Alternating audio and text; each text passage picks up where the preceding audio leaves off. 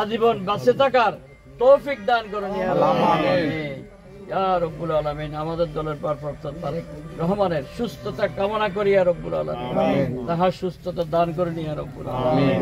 ইয়া রহমানুর রহিম, সর্বোপরি তুমি আমাদেরকে কবুল করে নেবে। আমিন। তুমি শ্রেষ্ঠ, তুমি শ্রেষ্ঠ, তুমি শ্রেষ্ঠ ইয়া রব্বুল আলামিন। আখিরি কলমায়ে তৈয়ব লা ইলাহা ইল্লাল্লাহ।